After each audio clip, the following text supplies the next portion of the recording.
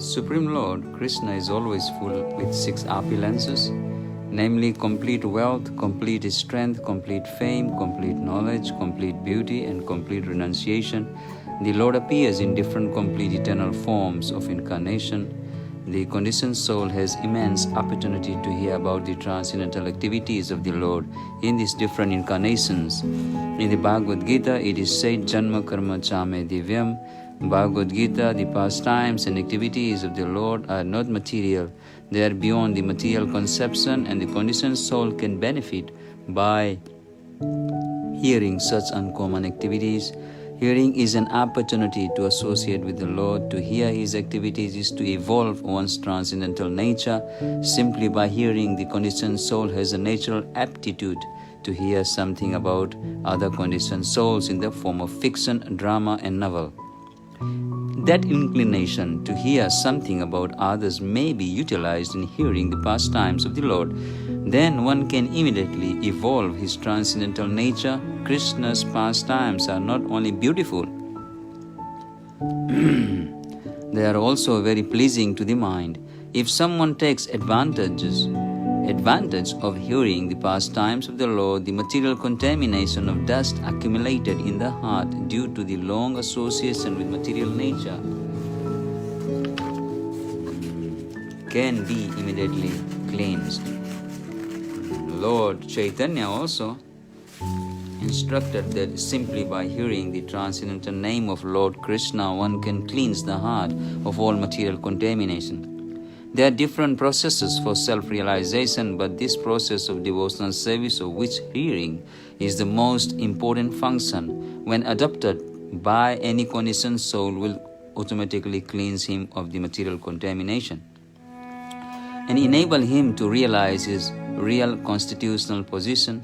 Conditional life is due to this contamination only, and as soon as it is cleared off, then naturally the dormant function of the living entity rendering service to the Lord awakens. By developing the eternal relationship with the Supreme Lord, one becomes eligible to create friendship with the devotees. Maharaj Parikshit recommended from practical experience that everyone try to hear about the transcendental pastimes of the Lord. This Krishna treatise, a Krishna book, is meant for that purpose, and the reader may take advantage of it to attain the ultimate goal of human life.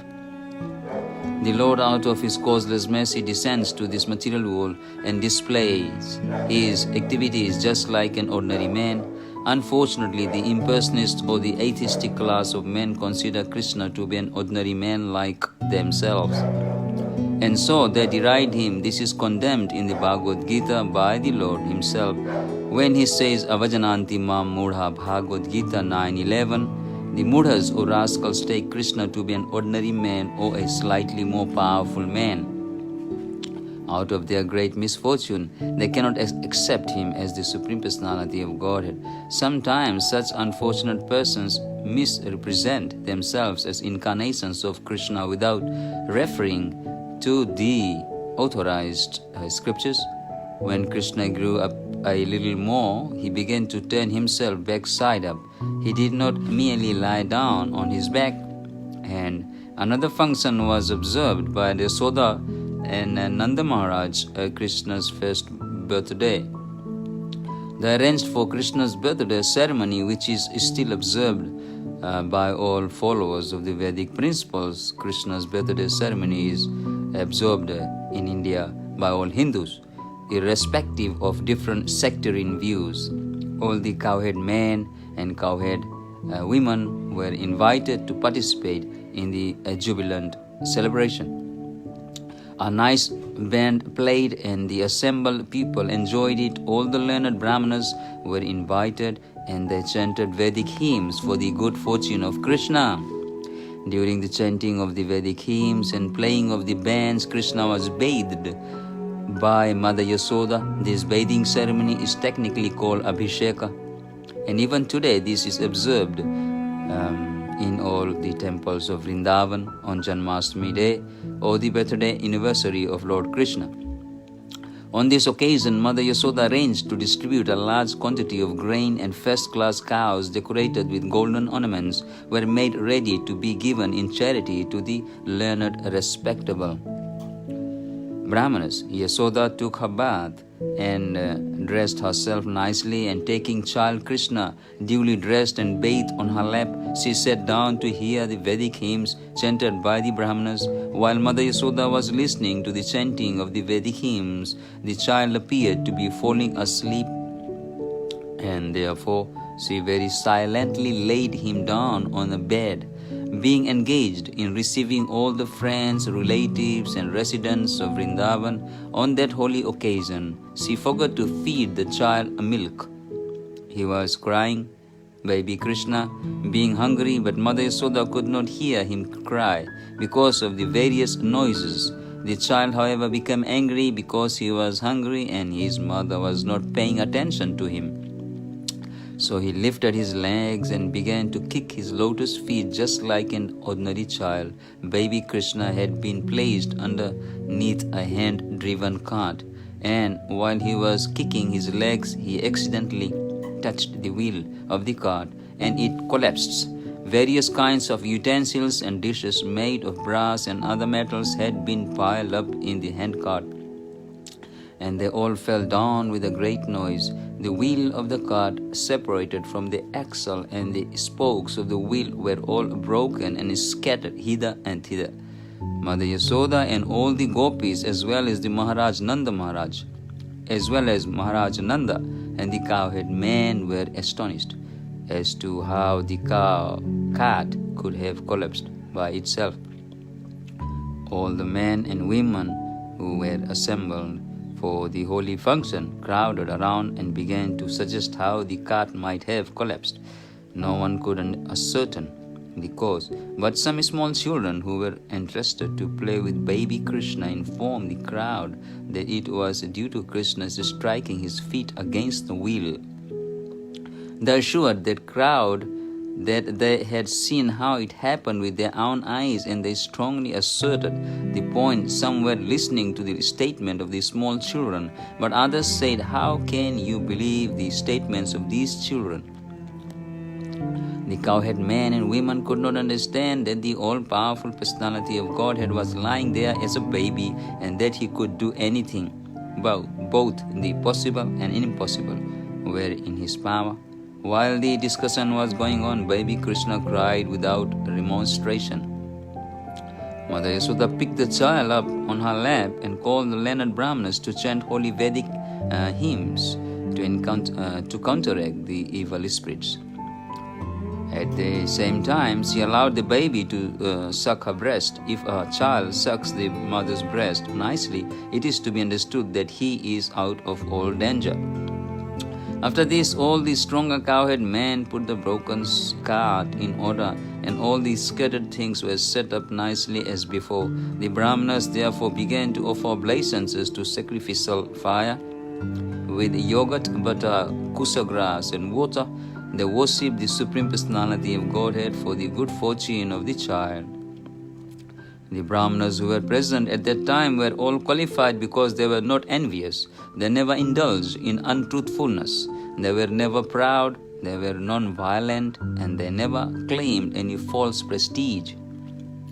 They were all bona fide Brahmanas, and there was no reason to think that their blessings would be useless. With firm faith in the qualified Brahmanas, Nanda Maharaj took his child on his lap and bathed him with water mixed with various herbs, while the Brahmanas chanted hymns from the Rig Veda, Yajur Veda, and Shama Vedas. It is said that without being a qualified Brahmana, one should not read the mantras of the Vedas. Here is the proof that the Brahmanas were qualified with all the Brahminical symptoms. Maharaj Nanda also had full faith in them. Therefore, they were allowed to perform the ritualistic ceremonies by chanting the Vedic mantras. There are many different varieties of sacrifices recommended for different purposes, but the mantras are all to be chanted by qualified Brahmanas. And because in this age of Kali, such qualified Brahmanas are not available, all Vedic ritualistic sacrifices are forbidden. Sri Chaitanya Mahaprabhu has therefore recommended only one kind of sacrifice in this age, namely the Sankirtan Yagya,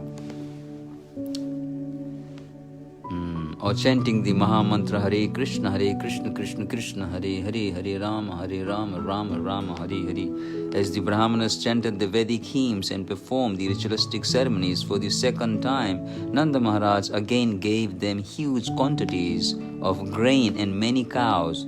All the cows which were given in charity were covered with nice gold-embroidered garments, and their horns were bedecked with golden rings. Their hoofs were covered with silver plate, and they wore garlands of flowers. He gave so many cows just for the welfare of his wonderful child Krishna. And the Brahmanas in return bestowed their heartfelt blessings, and the blessings offered by the able Brahmanas were never to be baffled. One day, shortly after the ceremony, when Mother Yasoda was petting her baby on her lap, the baby felt too heavy, and being unable to carry him, she unwillingly placed him on the ground. After a while, she became engaged in household affairs. At that time, a servant of Kamsa's known as Trinavarta, as instructed by Kamsa, appeared there in the shape of a wild wind. He picked the child up on his shoulders and raised a great dust storm all over Vrindavan, covering everyone's eyes.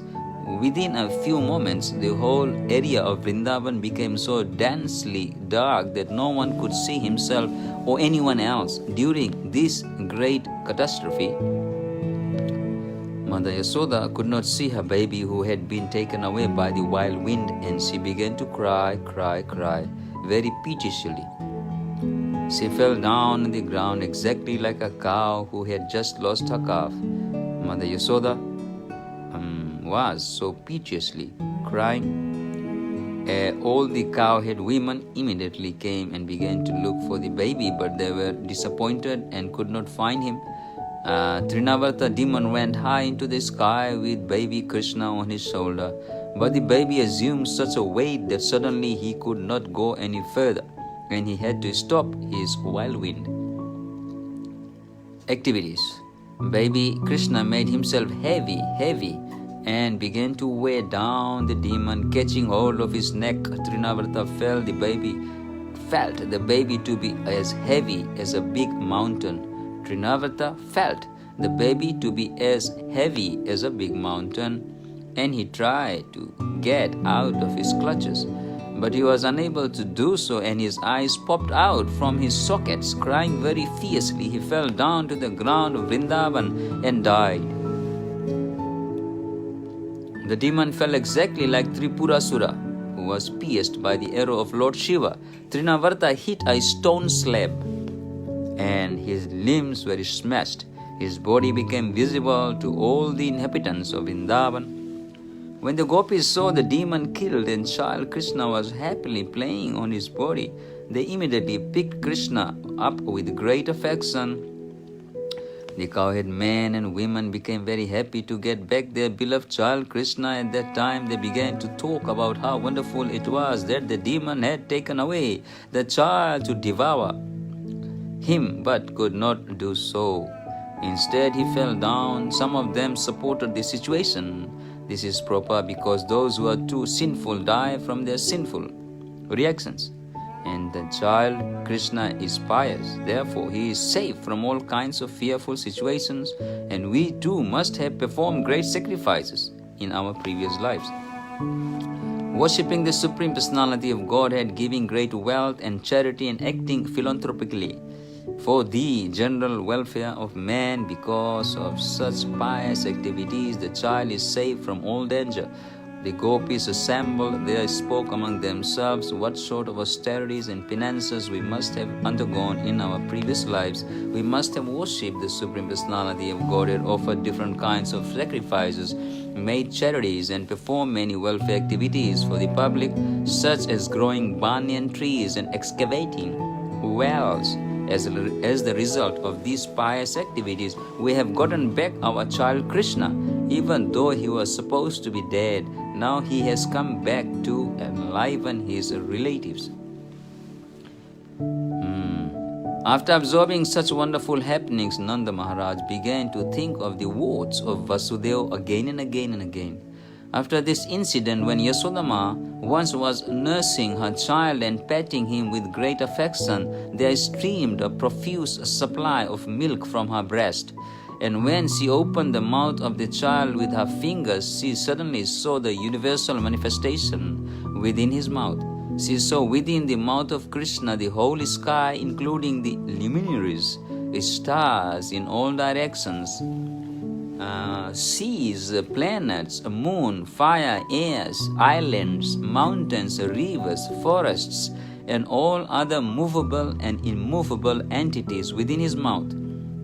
When Mother Yasoda saw this, her heart began to throb, and she murmured within herself, "How wonderful this is!" She could not express anything but simply closed her eyes. She was absorbed in wonderful thoughts, Krishna showing the universal form of the Supreme Personality of Godhead. Even when lying down on the lap of his mother, he is showing the universal form. Proves that the Supreme Personality of Godhead is always the Supreme Personality of Godhead. Whether he is manifested as a child on the lap of his mother or as a charioteer on the battlefield of Kurukshetra with Arjuna, the concoction of the impersonalists that one can become God by meditation or by some artificial material activities is herewith declared false. God is always God in any condition or status, and the living entities are always the parts and parcels of the Supreme Lord. They can never be equal to the inconceivable supernatural power of the Supreme Personality of Godhead. Thus ends the Bhaktivedanta purport of the 7th chapter of Krishna, the Supreme Personality of Godhead, the salvation of Trinavrita. Hare Krishna. After this incident, Vasudeva asked his family priest Gargamuni to visit the place of Nanda Maharaj in order to astrologically calculate the future life of Krishna. Gargamuni was a great saintly sage who had undergone many austerities and penances and been appointed priest of the Yadu dynasty. When Gargamuni arrived at the home of Nanda Maharaj was very much pleased to see him and immediately stood up with folded hands and offered him respectful obeisances. He received Gargamuni with the feeling of one who is worshipping the Supreme Personality of Godhead. He offered him a nice sitting place, and when he sat down, Nanda Maharaj offered him a warm reception, addressing him very politely. He said, "My dear Brahmana, your appearance in a householder's place is only to enlighten. We are always engaged in household duties and are forgetting our real duty of self-realization. Your coming to our house is to give us some enlightenment about spiritual life. You have no other purpose in visiting householders." Actually, a saintly person or Brahmana has no business visiting householders who are always busy in the matter of dollars and cents. The only reason saintly persons and Brahmanas go to the place of a householder is to enlighten him. If it is asked, why don't the householders go to the saintly person or Brahmana for enlightenment? The answer is that householders are very poor-hearted. Generally, householders think that engaging in family affairs is their prime duty, and that self-realization or enlightenment in spiritual knowledge is secondary. Out of compassion, only saintly persons and Brahmanas go to householders' homes.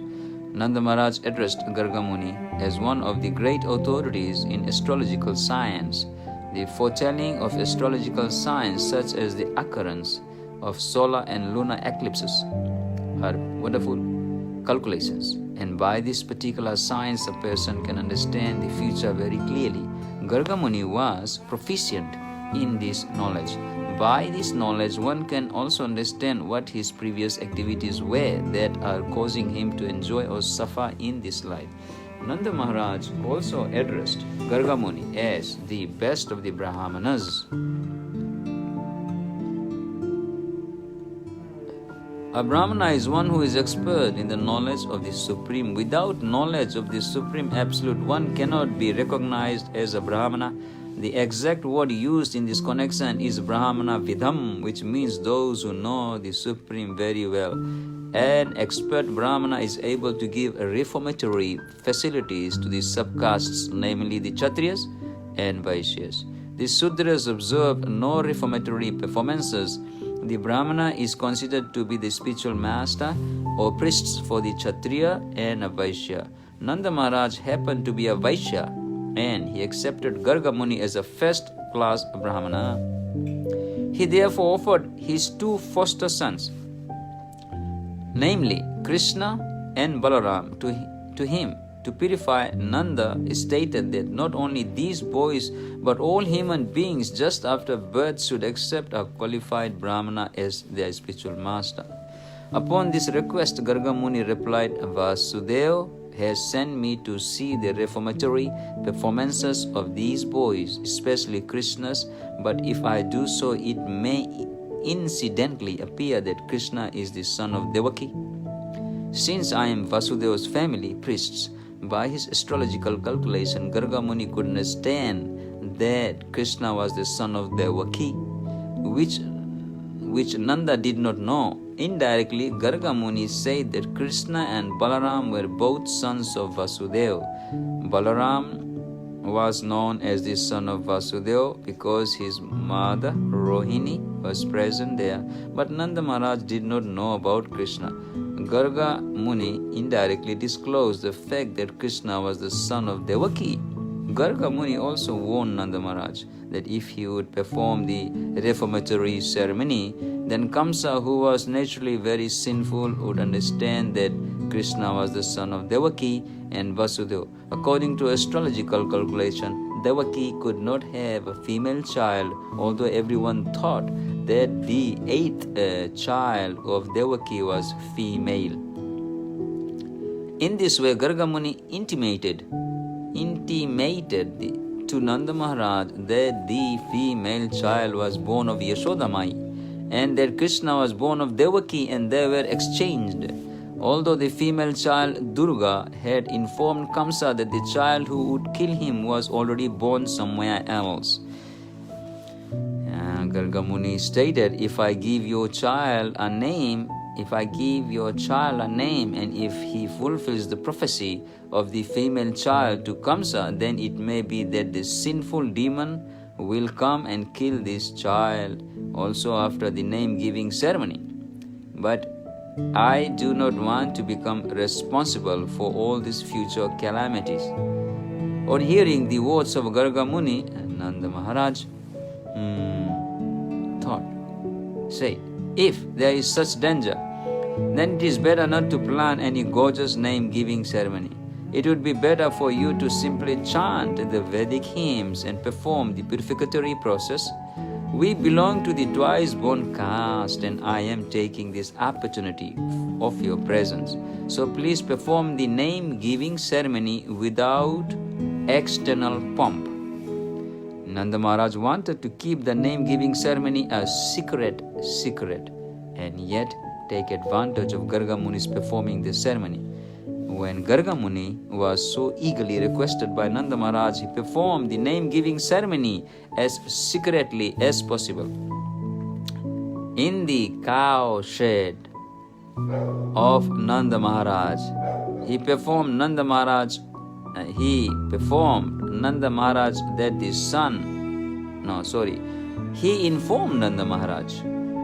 that the son of Rohini would be very pleasing to his family members and relatives, and therefore he would be called Rama. In the future, he would be extraordinarily strong and therefore would be called Baladeva. Garga Muni said further, because your family and the family of the Yadu dynasties are so intimately connected and attracted, his name will also be Sankarshana. This means that Garga Muni awarded 3 names to the son of Rohini, namely Balaram, Sankarshan and Baladeva. But he carefully did not disclose the fact that Balaram had also appeared in the womb of Devaki and was subsequently transferred to the womb of Rohini Devi. Krishna and Balaram are real brothers. Being originally sons of Devaki, Garga Muni then informed Nanda Maharaj, as far as your son is concerned, this child has taken different bodily complexions in different yugas, millennium. First of all, he assumed the color white, then the color red, and then the color yellow, and now he has assumed the color black.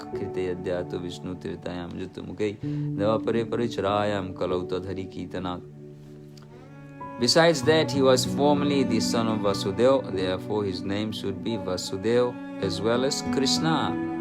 Some people will call him Krishna and some will call him Vasudeva, but one thing you must know, this son has had many other names and activities due to his different pastimes. Garga Muni further hinted to Nanda Maharaj that his son would also be called Giridhari because of his uncommon pastime of lifting Govardhan hill. Since Garga Muni was an astrologer, he could understand everything past, present and future, and thus he said, I know everything about his activities and names, but others do not know. This child will be very pleasing to all the cowhead men and women and cows as well. Being very popular in Vrindavan, he will be the cause of all good fortune for you. Because of his presence, you will overcome all kinds of material calamities, despite opposing elements. Garga Muni continued to say, my dear king of Vraja, in his previous births, this child many times protected righteous persons from the hands of rogues and thieves.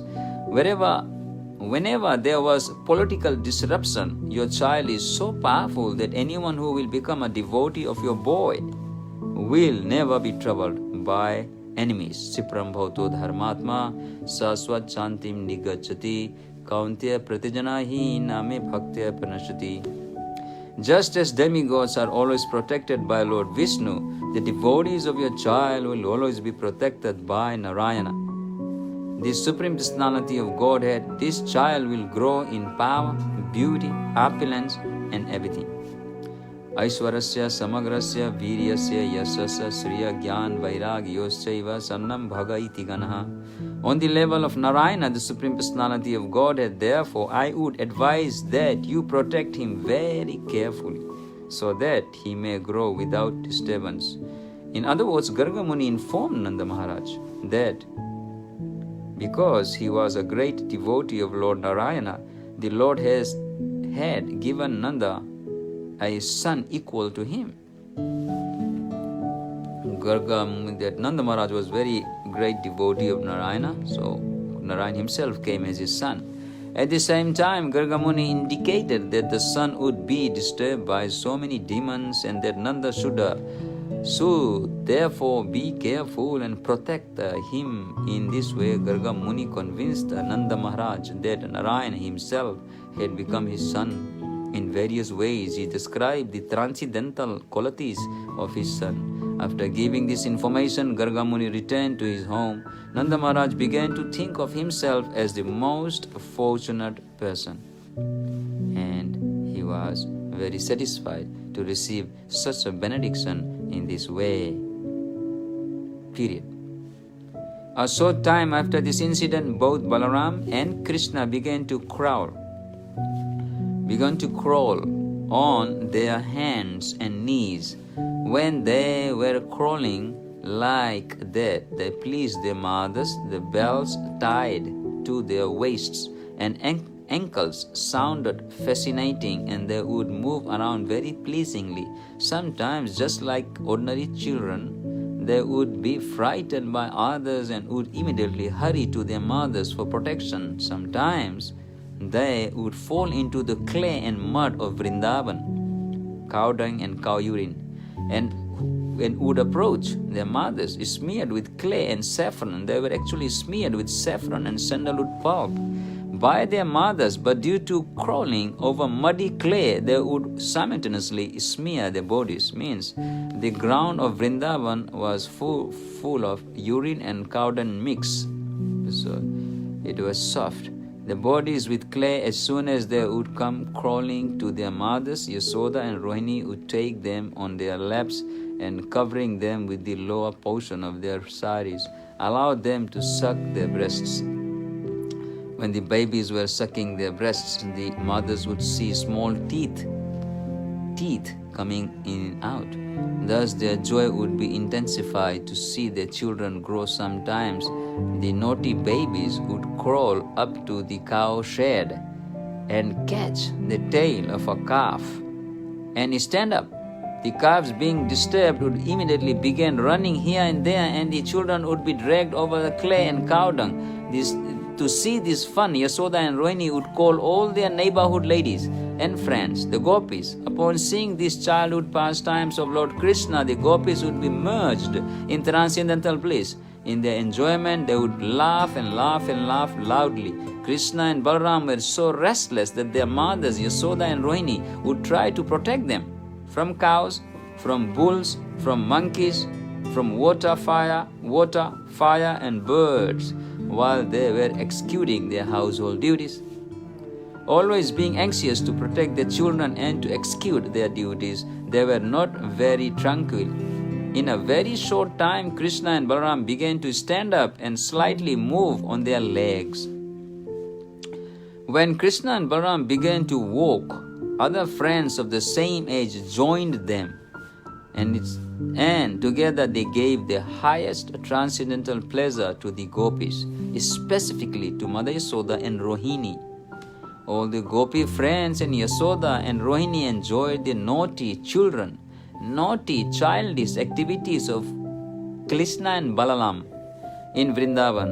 In order to enjoy further transcendental bliss, they all assembled and went to Mother Yasoda to lodge complaints that your Kana has stolen our butter. He came with his gang, he terrorized our home, and he stole the butter and he spread and threw the butter here and there, hither and thither, and he fed the monkeys. And then restless boys. When Krishna was sitting before Mother Yasoda, all the elder gopis began to lodge complaints before Krishna against him, so that Krishna could hear. They said, "Dear Yasoda, why don't you restrict your naughty Krishna?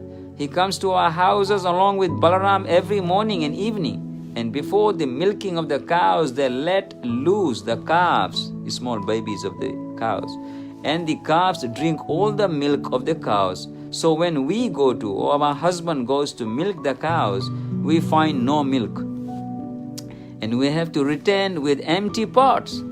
If we warn Krishna and Balaram about doing this, they simply smile charmingly that we cannot do anything. When Krishna smiles, nothing can happen. Also, your Krishna and Balaram find great pleasure in stealing our stock of yogurt and butter from wherever we keep it. When Krishna and Balaram are caught stealing the yogurt and butter, they will say, "Why do you charge us with stealing? Do you think that butter and yogurt are in scarcity in our house?" Sometimes they steal butter, yogurt and milk and distribute them to the monkeys. When the monkeys are well fed, their belly is full and do not take any more, then your boys chide. This milk and butter and yogurt are useless, Krishna says. No one wants it. Monkeys finish, their belly is filled, nobody wants to eat, so begin to throw here and there. Even the monkeys won't take this butter, and then they break the pots and throw them hither and thither. If you keep our stock of yogurt, butter and milk in a solitary dark place, your Krishna and Balaram find it in the darkness by the glaring effulgence of their ornaments on their body, or jewels on their bodies. If by chance they cannot find the hidden butter and yogurt, they go to our little babies and pinch their bodies so that they can cry, so that they cry. And then they go away, pinching the babies, making them cry and run away. Out of fear of these naughty boys, we keep our stock of butter and yogurt high on the ceiling, hanging on a swing. Although it is beyond their reach, they arrange to reach it by piling all kinds of wooden planks over the grinding machine. And if they cannot reach, they make a hole in the pot. Krishna has a special stick. On the end of the stick, he have a special sharp metal, iron. And then he ties with that, and then he pokes from the bottom of the yogurt pot. And when the butter falls, all the boys put their mouth and drink, eat that. We think therefore that you would be better take all the jewel ornaments from the bodies of your children, Krishna and Balaram. On hearing this, Yasoda would say, all right, Baba, I will take all the jewels from Krishna so that he cannot see the butter hidden in the darkness. Then the gopis would say, no, don't do this to this boy, little boy. What good will you do by taking away the jewels? We do not know what kind of boys these are, but even without ornaments, they spread some kind of effulgence, so that even in darkness they can see everything. Mother Yasoda would inform them, all right, Baba, keep your butter and yogurt carefully so that they may not reach it. In reply to this, the gopis said, yes, actually we do so. But because we are sometimes engaged in our household duties, these naughty boys enter our house somehow or the other and spoil everything sometimes. And sometimes, being unable to steal our butter and yogurt out of anger, they pass urine on the clean floor and sometimes spit on it. Now just see how your boy, this Krishna, little boy, is hearing all the complaints, all these complaints. All day he's listening the complaint, but in his mind he's making the plan to how to steal with his cowhead boys an entire day. All day he simply makes arrangements, strategy to steal our butter and yogurt. And now he is sitting just like a very silent, very good and respectable boy. Just see his face. When Mother Yasoda thought to chastise her boy after hearing all the complaints, she saw his pitiable face and fearful and smiling. She did not chastise him. Another day, when Krishna and Balaram were playing with their friends, all the boys joined Balaram, brother of Krishna, and complained to Mother Yasoda that Krishna had eaten clay. Kinkini, Sudama, Madhumangal, Subala, all the boys were playing. And on hearing this, Balaram actually said to Mother Yasoda, on hearing this, Mother Yasoda caught hold of Krishna's hand and said, Krishna, my dear Krishna, why have you eaten earth in a solitary place? Just see, all your friends, including Balaram, is telling me, is complaining about you. Being afraid of his mother, Krishna replied, Mama, my dear mother, all these boys, including my elder brother Balaram, are speaking lies, Mommy. They are liars. Against me. They speak lies against me. I have never eaten any clay, mitti nahi khai. My elder brother Balaram, while playing with me today, became angry, and therefore he has joined with the other boys to complain against me. They have all combined together, they all got together to complain, so you will be angry and chastise me and beat me.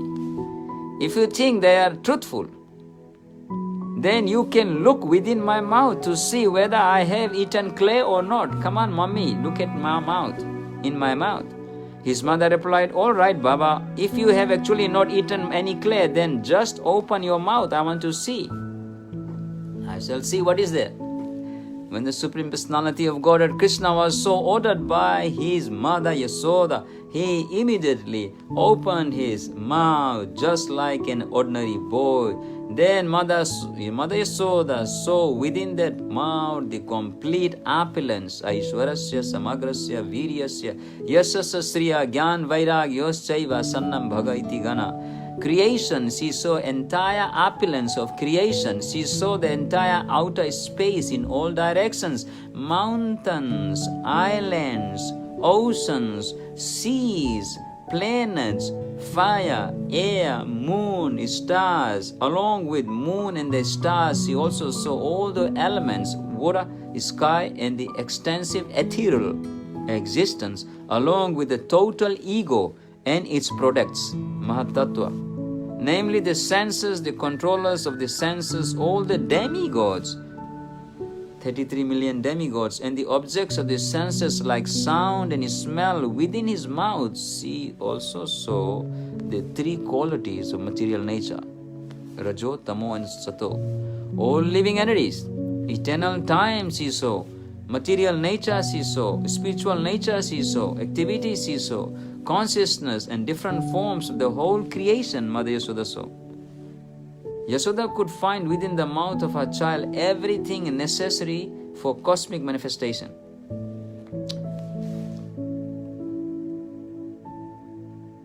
She also saw within his mouth her taking Krishna on her lap and having him suck her breast's milk.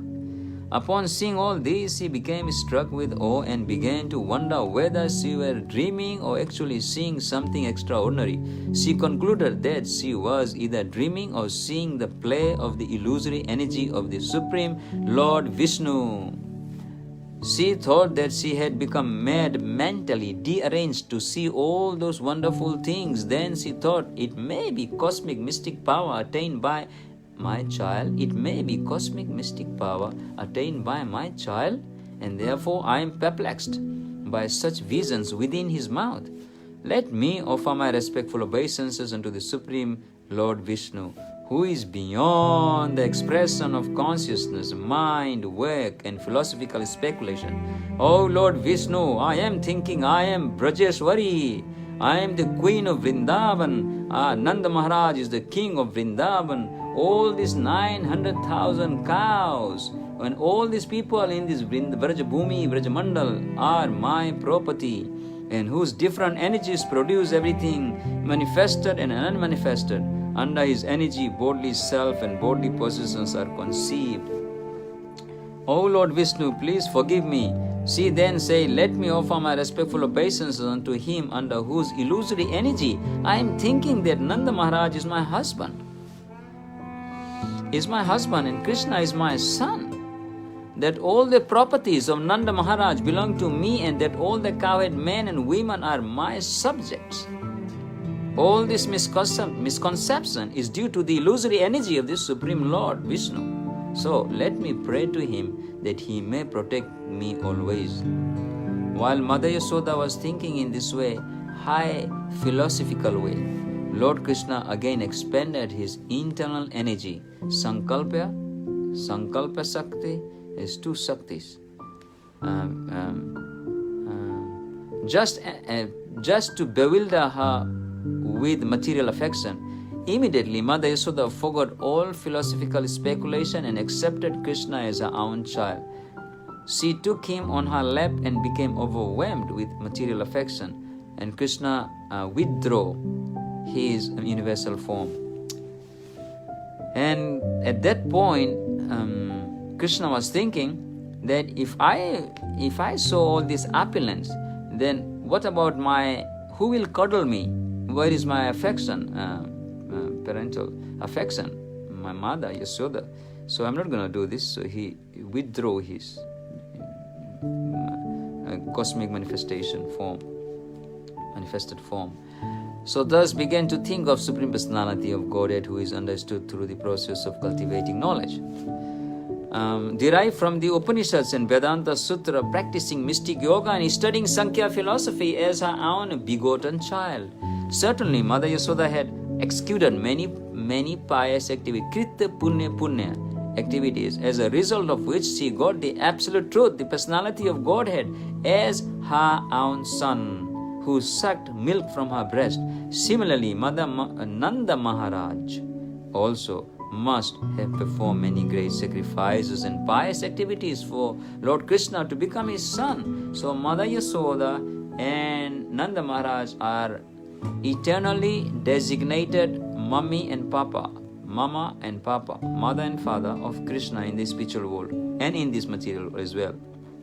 And Krishna has three parents more also: Dronadhara, Yasoda, Nanda, Devaki, and Devaki and Vasudev and Krishna Garbha. So, but it is surprising that Vasudeva and Devaki did not enjoy the transcendental bliss of Krishna's childhood pastimes.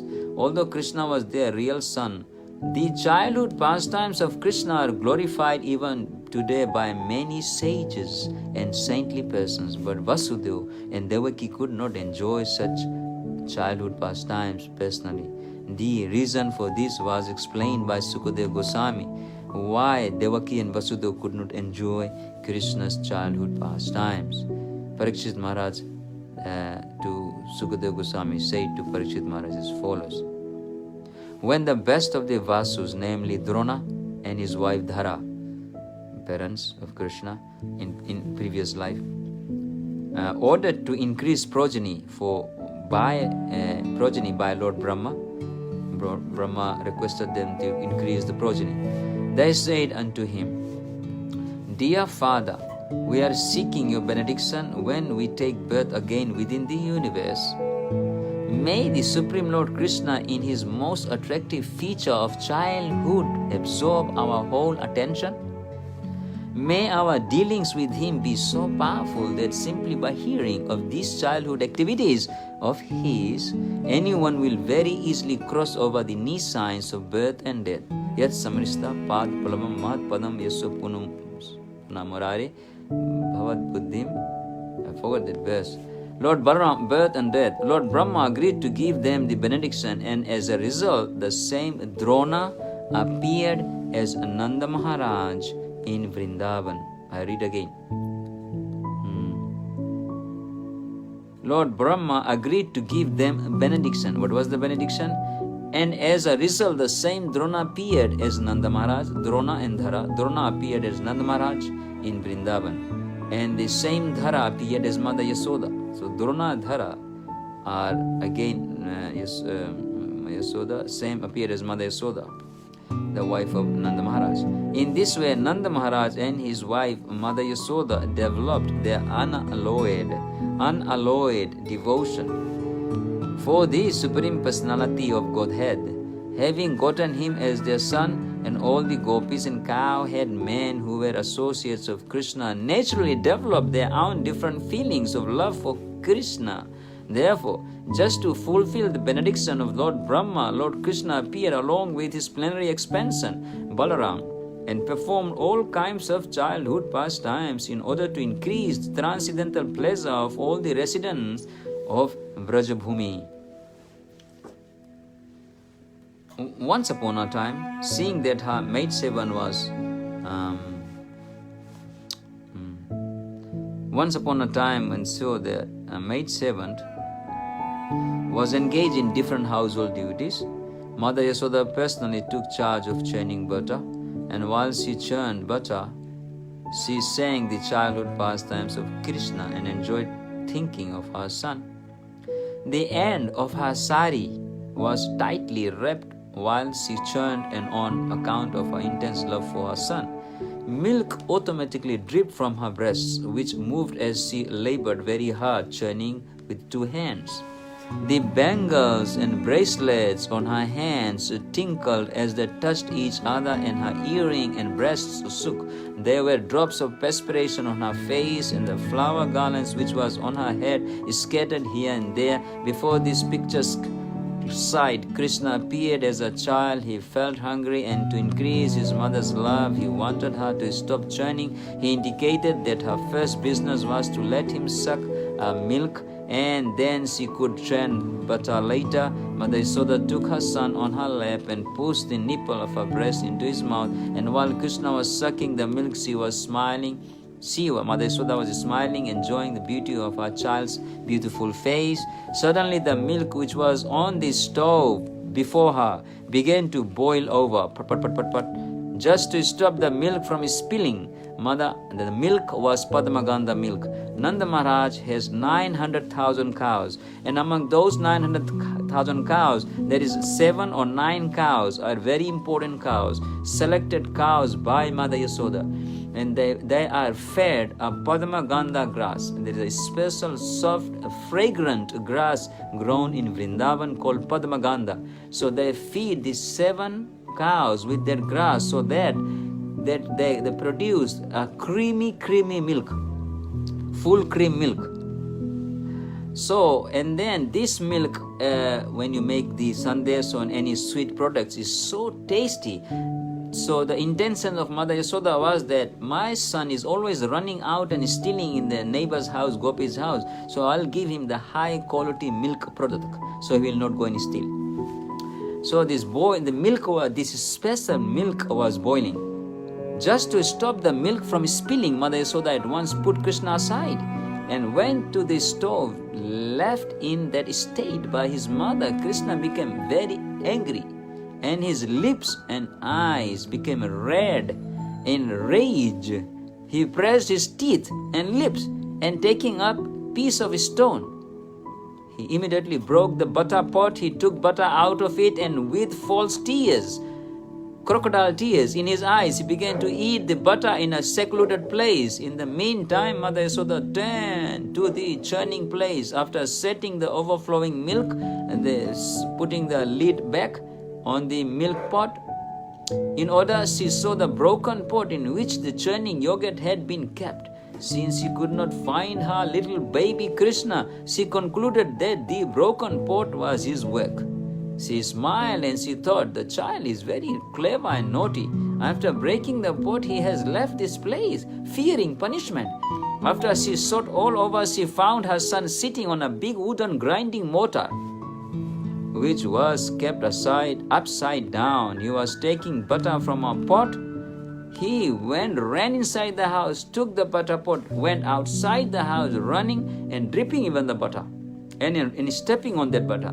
And he sat on the wooden mortar and he started eating and feeding to the monkeys and looking the other side, which was hanging from the ceiling and swing, and he was feeding it to the monkeys. She saw Krishna looking this way and that way in fear of her, because she will come any time.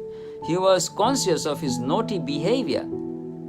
He knows he did this mischievous activity. After seeing her son so engaged, she very silently approached him from behind with a stick in her hand. Krishna, saw her coming toward him with a stick in her hand, and he immediately got down. And who indicated Krishna that Mother Yasoda is coming? There were monkeys, because monkeys were facing Mother Yasoda's side, and Krishna was facing monkey's side. So Krishna cannot see Mother Yasoda, although he is Supreme Personality of Godhead, but this is his Leela. So monkeys began to run, and Krishna saw their eyes, and Krishna's eyes grow big, and he said, wow, what's happening? Immediately got down from the grinding mortar and began to flee in fear. Mother Yasoda chased him to all corners, trying to capture the Supreme Personality of Godhead, who is never approached and captured even by the meditations of great yogis, rishis and munis and demigods.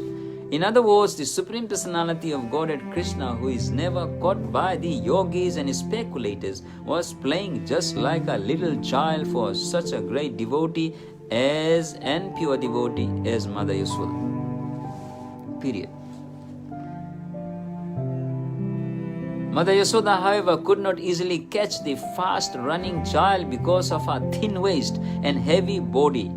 Still, she tried to follow him as fast as possible. Her hair loosened and the flowers on her hair fell to the ground. And there is a story how there were 2 garlands, 2 great personalities in a form of a garland. They are sitting always permanently on Mother Yasoda's head to decorate her beauty.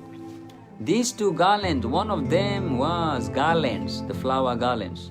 One of them was on the side of Mother Yasoda, and one of them was on the side of favor of the Krishna and Mother Yasoda. So they're both fighting, and one of them is saying that I will never let Mother Yasoda catch Krishna, and the one on and then one on Krishna's side was fighting that I'll make Mother Yasoda heavy so she could not catch Krishna. And another one was saying, no, if I jump, another one was fighting with another one. If I jump from Mother Yasoda's head, then Krishna, Mother Yasoda will be more lighter. So she can run and catch Krishna. This is Mother Yasoda's side one. She says, I'll jump from high. So both of the garlands, they were fighting, and they jumped down. And also they began to run. So now the Mother Yasoda is running, Krishna is running, Mother Yasoda have a stick in her hand, and these two garlands also running to catch Krishna, but they gave up. The hair loose, flowers in the hair fell to the ground. Although she was tied, she somehow reached her naughty child, baby, and captured him. When he was caught, Krishna was almost on the point of crying. He smeared his hands over his eyes, which were anointed with kajal, black eye cosmetics, kajal. The child saw his mother's face while she stood over him, and his eyes became restless in fear. Mother Yasoda could understand. Fearful of me, I don't know what will happen to him. He may run away from home. Mother Yasoda then threw away her stick. In order to punish him, she thought to bind his hands with some ropes. She did not know it, but it was actually impossible for her to bind this S.O. Supreme Personality of Godhead. Mother Yasoda was thinking that Krishna was a tiny baby child. She did not know that the child had no limitations. There is no inside or outside of him. There is no beginning or end. He is unlimited and all-pervading, omniscient and omnipresence. Indeed, he is himself. The whole cosmic manifestation is Krishna, not different than him. Still, Mother Yasoda was thinking of Krishna as a child.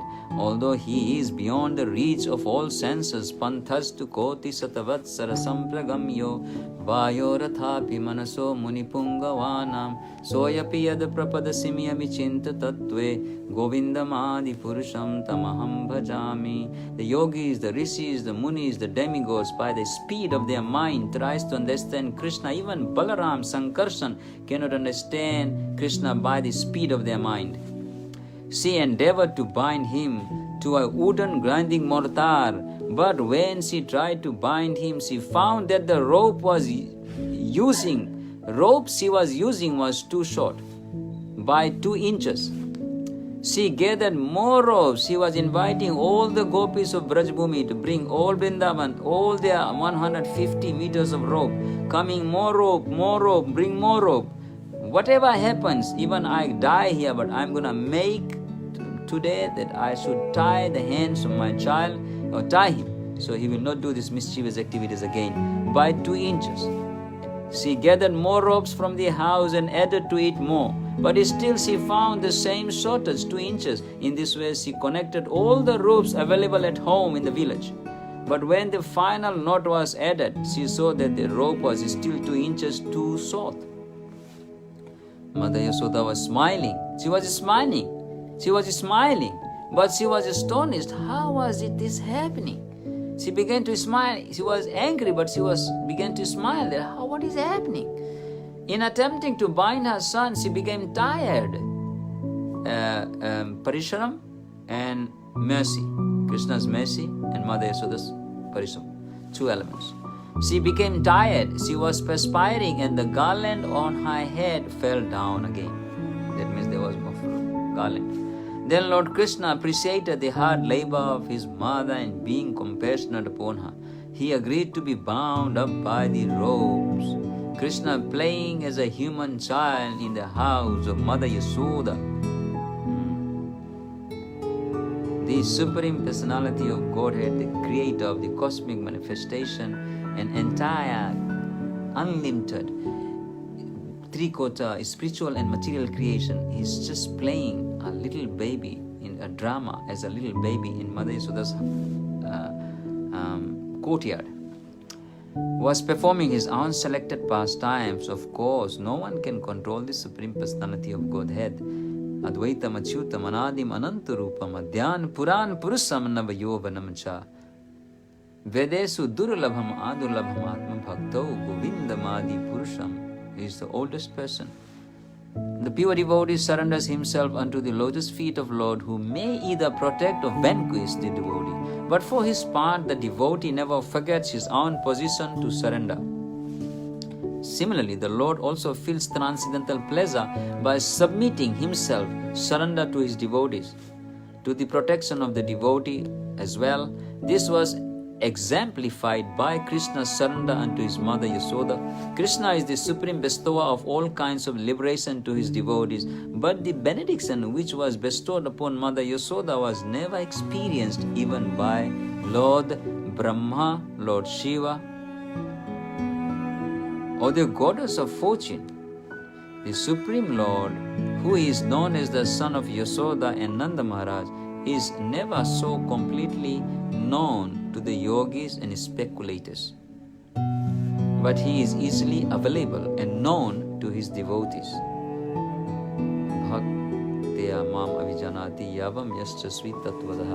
Nor is he appreciated as the supreme reservoir of all pleasure by the yogis and speculators. After binding her son, Mother Yasoda engaged herself in household affairs. At that time, bound up to the wooden mortar, Krishna could see a pair of trees, Yamala and Arjuna, Nala, Kuvera and Manigriva, before him, which were known as Arjuna trees, the great reservoir of pleasure. Lord Krishna thus thought himself, Mother Yasoda first of all left me without feeding milk, sufficient milk, and then she put me aside and she went to see this milk, which is the milk became more important than me. But Mother Yasoda was thinking that milk belongs to Krishna, everything belongs to Krishna. All her Mother Yasoda's consciousness is that everything belongs to Krishna. Whatever she does, even she sings the song making on Krishna's pastimes. Whatever he does, Elia, she she composed into the song and she sang. And therefore I broke the pot of yogurt and distributed to stock butter charity to the monkeys. I did charity, food distribution, food for life. Now she has bound me up to a wooden mortar. What bad I did food for life and now I am bound. So I shall do something more mischievous than before. And thus he thought of pulling down the two very tall Arjuna trees. This is a history behind the pair of Arjuna trees. In the previous lives, the trees were born as the human sons of Kubera, and their names were Nala Kuvera and Manigriva. Fortunately, they came within the vision of the Lord. In their previous lives, they were cursed by the great sage Narad Muni. One time, Nala Kuvera and Manigriva, with many denizens, beautiful women from Denizen planet, they are two great, powerful, rich children, sons of Kuvera, and Kuvera is a treasurer of the demigods. So they were praying somewhere in the lake, near some mountain valley, Nisekuda, Mandara or somewhere. And Narad Muni was just passing. So when the girls in the lake, they saw Narad Muni was passing, so they covered themselves with the garments. And these two boys, Nalakuvira and Manigriva, they were intoxicated with so much drugs and with lust. So they didn't care about Narad Muni. Yeah, who wants to? We don't care. And then Narad Muni, out of kindness, he cursed them to become trees in the courtyard of Nanda Maharaj for 100,000 years. 100 years, I think, of demigods. This benediction curse was bestowed upon them because of their forgetfulness due to intoxication. This history will be narrated in the next chapter. Thus ends the Bhakti Vedanta purport with the 9th chapter of Krishna. Mother Yasoda binds Lord Krishna